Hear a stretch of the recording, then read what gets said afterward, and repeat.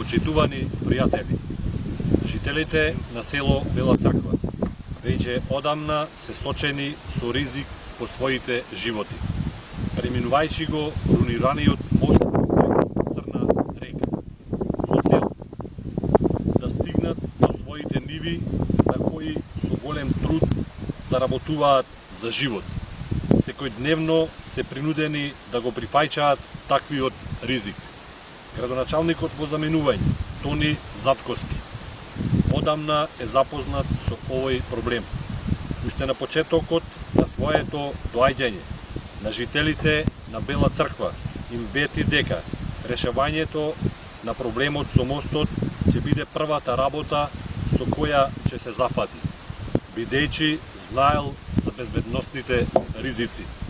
Од тогаш до денес овој проблем едноставно го тргна настрана. Како што тргна настрана и сите останати проблеми од витално значење за нашите населени места. Затворен во својата удобна климатизирана канцеларија, навикнат на луксузен и лежарен живот.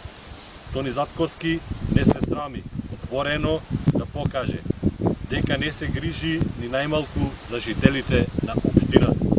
Ние знаеме дека Тони Затковски никогаш не се занимавал со земјоделие, никогаш во животот не бил на нива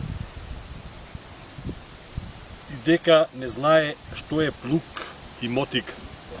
Но досега требаше да разбере дека жителите на Бела Црква мораат некако да стигнат до своите ниви. Зашто нивниот опстанок зависи од тоа.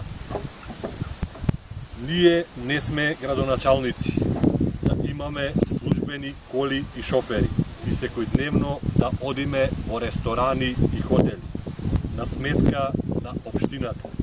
Ние го бараме основното право безбедно да се движиме по нашите полски патишта. Ако Тони Затковски мисли дека ќе ги залажува жителите на општината со неговите небитни и сомнителни проекти, кои доправа треба да се преиспитаат. Тогаш се лаже. Ниеден проблем од животно значење за жителите на општината не е решен.